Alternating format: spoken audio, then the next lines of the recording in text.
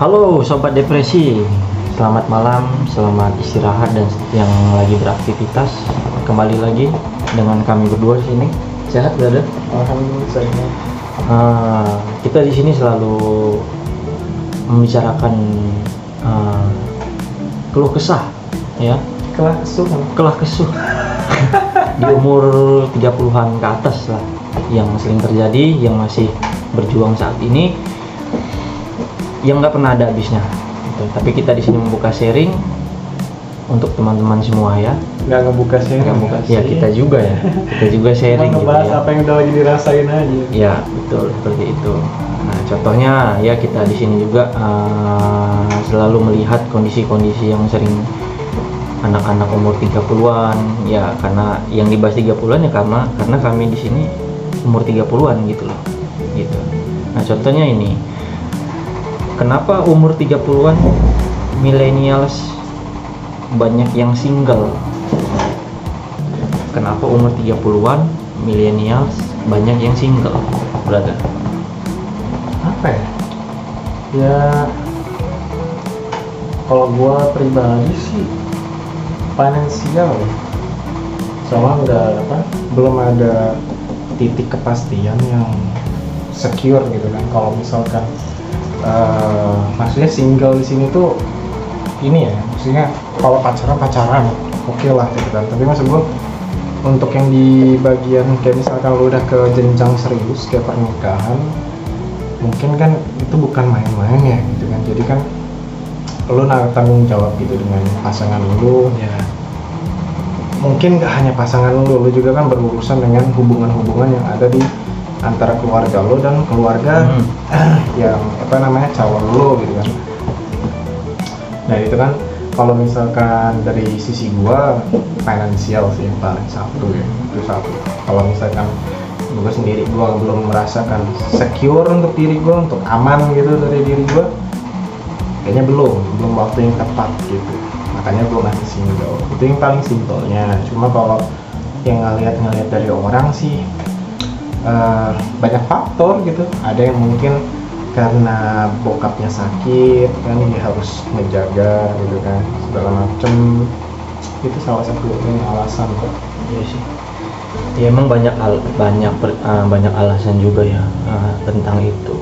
Nah untuk kamu wanita juga ya, kalau misalkan minta tuntutan untuk awal dengan seorang pria ya jangan yang terlalu berat dulu lah gitu ya, minta sebelum belum sih, itu kan standaritas orang benar. beda-beda lah. Cuman kadang hal yang diucap itu kan kadang jadi pertimbangan berat untuk kaum pria ya. Karena gue juga dulu sempat mikir sih, cewek minta ini itulah sebelum ini, kadang-kadang buat mental pria ini yang kadang ada yang ngedon gitu ya. Kadang-kadang juga ada yang ceweknya nerima padanya, ortunya yang ya namanya setiap orang tua pengen anaknya bahagia ya gitu. Cuman ya gitulah intinya ya, nggak ada habisnya ngomongin itu sumpah. Preferensi sih, balik ke preferensi sama situasional masing-masing. Nah ini ada lagi cewek nih, umur 27, cewek nggak kerja, nggak ada penghasilan tetap. Bagaimana ya kira-kira di mata laki-laki? Jawab dong cowok-cowok tuh.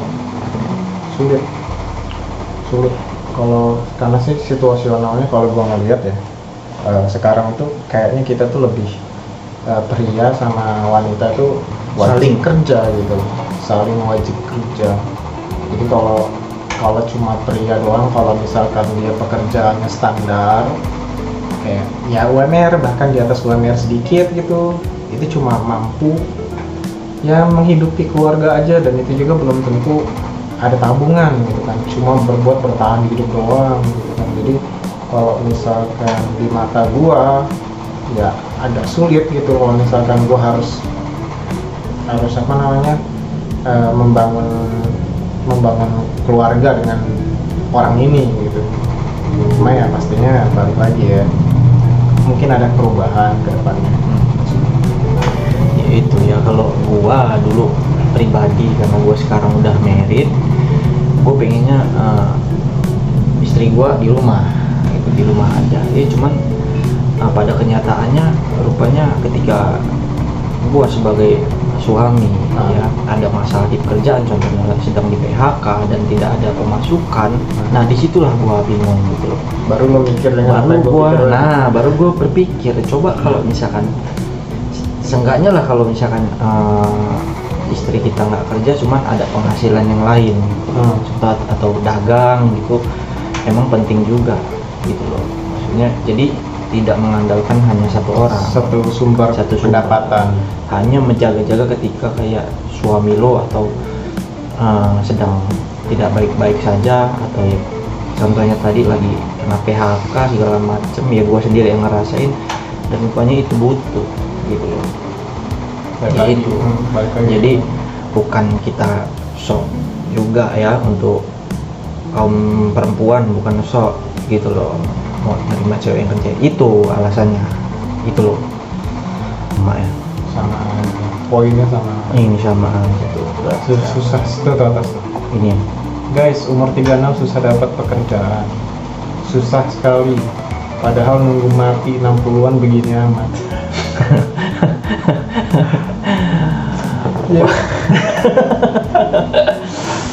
gua gila ya, nggak mati juga sih, 60 belum tentu pasti mati ya masalahnya ya. Lu standar ini mati 60-an ya, standar cuman di ini ya apa namanya, untuk umur dari 36 susah dapat kerja, nah itu yang dibahas kemarin gitu loh, yang alasannya kenapa gitu. Ya, pasar kerja sekarang umur 25 Indonesia ya, kalau lu mau ngelamar ke luar negeri ya bisa, nggak masalah. itu juga pasarnya juga lagi rame sih menurutku sekarang juga, tapi tergantung skill kan. Kayak contoh tuh kayak ke Jepang butuh bagian healthcare kan, kayak apa bagian kesehatan, jadi suster gitu kan. Jerman juga iya sama, apa lagi udah sih itu paling. Kalau ini cuma koki juga tuh, koki dibutuhin di Jerman sama di Arab ya, kayak apa namanya, Dubai ya. Terus apa lagi, perhotelan sih juga butuh, cuma gua nggak banyak sih yang gua tahu kalau tentang perhotelan. Yang pasti itu yang tadi kesehatan sama koki.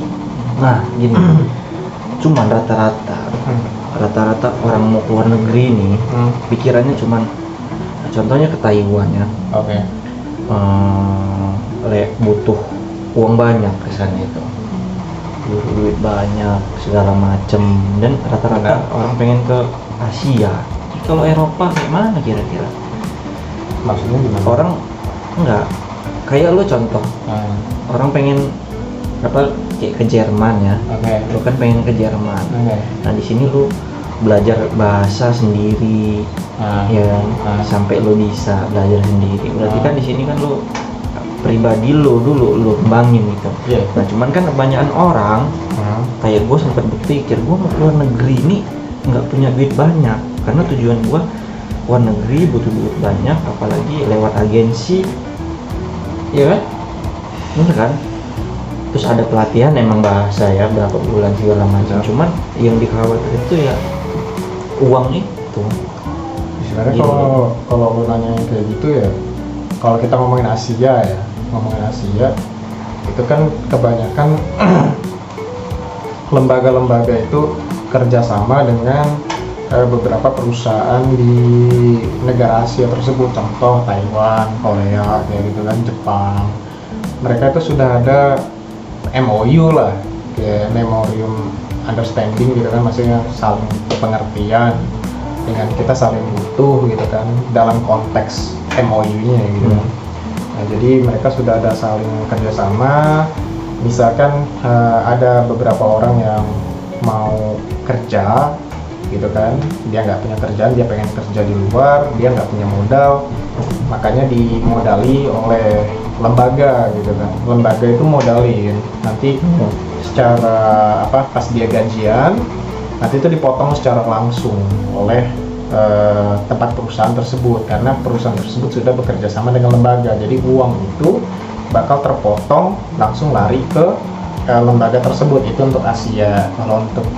Kalau untuk Eropa Eropa tuh sistematisnya nggak ada lembaga, harusnya sih nggak ada MOU gitu ya, karena kan dia sistematis Eropa itu kayak pribadi gitu. Lu tanggung jawab sama diri lu sendiri, lu tahu semua informasi yang lu butuhin dan lu tahu semua gitu. Jadi kayak lu harus tanggung jawab semua dan lu harus tahu gitu. Dan rata-rata orang yang mau kerja luar, khususnya untuk Eropa sama negara-negara Western yang misalnya Barat gitu, itu mereka dari kita nih kebanyakan mereka nggak mau gitu kan, karena ribet gitu kan. Lu nggak mau ribet, terus juga lu modal gitu kan, modal sama-sama modal gitu kan. Cuma yang mungkin kalau untuk Eropa dia lebih modalnya sebenarnya nggak lebih banyak, cuma karena lu ribetnya itu gitu loh, ribetnya itu yang bikin pusing ya. Karena kita ke kota orang mikir kan, ke dan kota orang nggak ada yang penanggung jawabnya gitu. Kalau misalkan lu kayak Asia itu lu ada penanggung jawabnya gitu, kayak misalkan karena kan udah ada MOU gitu kan. Kan kalau misalkan lu di Eropa itu kayak lu melamar kerja gitu, lu datang ke sana sendiri, sampai sana juga nggak ada yang ini nggak ada yang nuntun gitu kan. Anggaplah kasus terburuknya seperti itu. Gua nggak tahu karena gua belum pernah ke sana. Cuma gambaran yang pernah gua lihat dari orang-orang yang sudah pernah ke sana ya seperti itu gitu loh. Jadi kayak mungkin mereka maksudnya mereka pun bilang gitu, curhat, kalau misalkan gue tahu seperti ini, gue nggak bakal pakai lembaga ketika gue ke Eropa. Contoh salah satunya Jerman sama Swiss, itu mereka nggak mau gitu. Masih ngapain gue pakai ini, ngapain gue bayar gitu kan puluhan juta, mending gue urus aja. Bahkan mungkin lebih dari 50% biaya yang lo hemat gitu. karena dia udah tahu gitu ya. Iya, karena dia tahu, dia ngomong apa adanya kan, karena kan dia sudah tinggal di sana. Bukan asumsi loh, ini bukan asumsi, ini gua nonton gitu kan. Itu yang mereka sudah kerja di sana gitu kan. Mungkin karena kerjaan yang dimaksud ini bukan kerjaan yang langsung kayak pro expert, tapi lebih ke training lah ya, magang lah kalau, karena kan sistematis tiap negara kan beda-beda ya. Kalau Eropa itu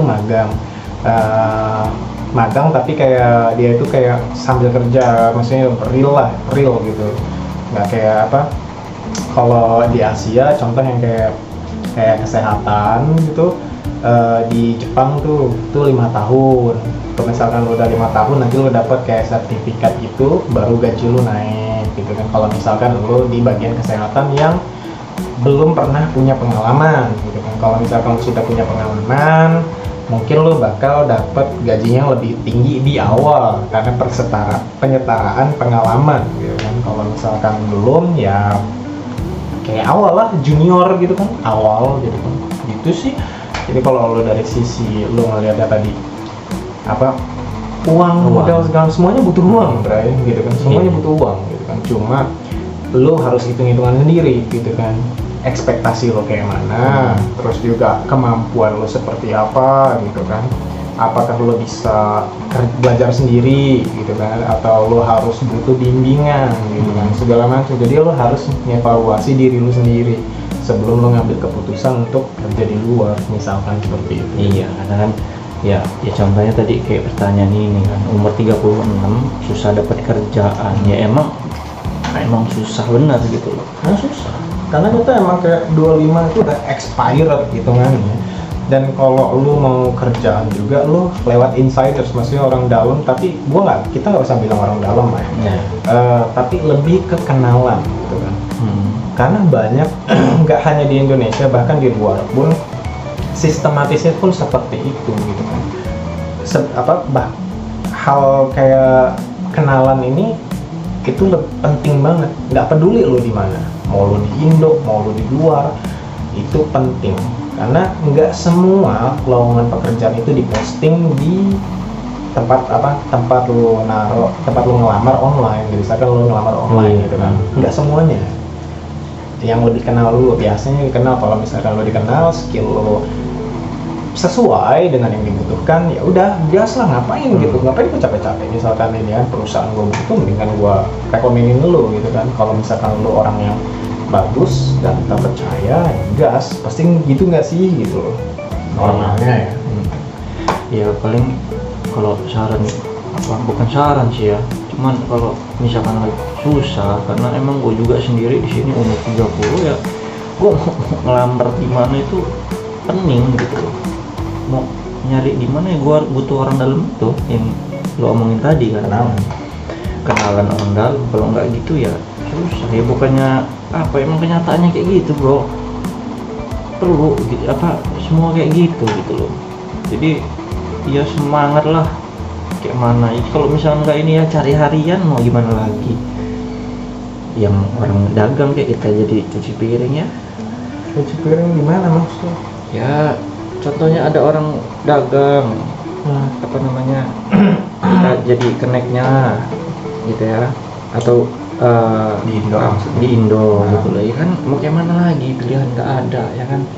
Lu harus ngelakuin apapun buat lu bertahan hidup. Nah itu dia. Kalau lu misalkan gak ada tabungan segala macam ya kayak gue bilang kemarin, harus ngejual ego semua yang lo punya buat lo dapetin bertahan hidup. Itu harus lo lakuin.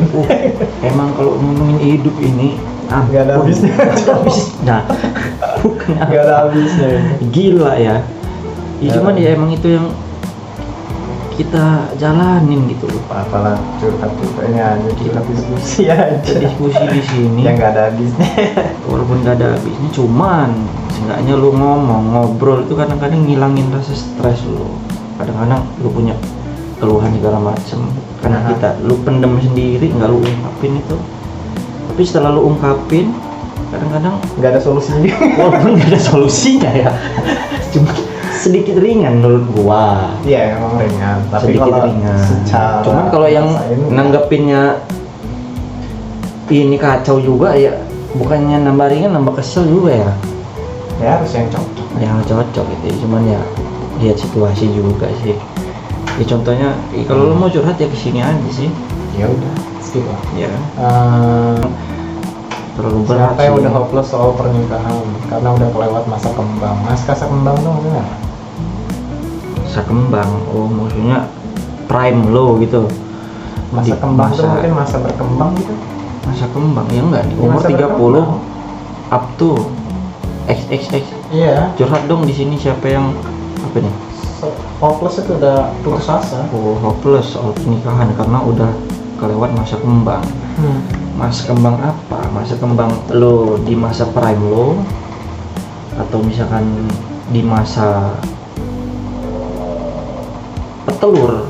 Apa? Kan anjing tolong apa sih dapat dulu. Masa berkembang. Bukan yang dimaksud dia itu Prime mungkin ya. Masa Bukan. prime dia apa? Ya prime. Iya, Ya ya kan kan? kalau kayak kan kalau orang kepercayaan masa lalu kan kalau lu umur 20-an itu masa-masa keemasan lu. Ya, masa keemasan. Ketika lu harus belajar itu enak, energi masih banyak, terus nggak mudah capek segala macam, apapun digas gitu kan. Apapun digas. Cuma kalau dia bilang curhat di sini siapa yang udah hopeless soal pernikahan, ya sebenarnya balik dari dirinya sendiri. Kalau misalkan lo hopelessnya karena apa?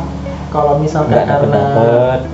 ya kan faktor-faktor lo menarik kan sebagai seorang pria atau wanita kan banyak faktor ya gitu kan. Kalau misalkan ini kan dia nulisnya atas nama, gue nyebut namanya ya mungkin, tapi ini cewek kalau gue lihat. Ya apa yang bikin lo menarik gitu? Kalau misalkan lo punya, kalau cewek mungkin umur segitu mungkin yang bisa dijual mungkin skill masak gitu kan. Terus juga mungkin dia sudah mengerti apa gimana. Menurut gua kalau lo kesulitan ya, jalur perjodohan itu bisa gitu bisa Iya kan? jadi juga.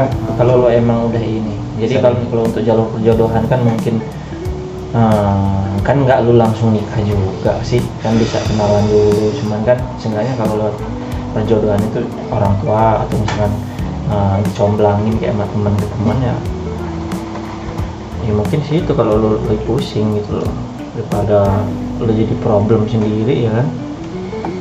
Coba sempat bangga sama diri sendiri sampai umur 30-an nggak punya cicilan maupun utang, lalu tiba-tiba Allah kasih ujian harus ngelunasin utang itu nilainya fantastis. nggak tahu itu ujian atau sentilan karena tak kabur. Wak wak wak wak. Iya. Nggak bisa bilang apa-apa gua. Itu mah namanya kalau sial nggak tahu kapan aja terjadi. Cobaan yang nggak lu duga-duga ya, namanya hidup lah. Gua cuma bisa bilang kayak gitu. Kadang-kadang emang ada surprise, kadang-kadang ada door prize yang kayak gini, kayak gitu. Asli door prize gitu tuh. Mau gimana? Lu udah menjaga ya kan, ibaratnya lu udah ngejaga beneran manage hidup lu dengan sebaik mungkin. Ada aja pasti. Tiba-tiba datang yang masalah yang contohnya tadi dari kata dia ngelunasin utang orang tua yang nilainya fantastis. Ya emang itu door prize-nya gitu loh. Ya cuman dibalik itu pasti ya ada lah. Surprise goblok. Gue juga bingung kalau misalkan kayak urusan kayak gitu kan. Kalau gua sendiri yang ngalamin, semangat aja lah bro. Itu aja.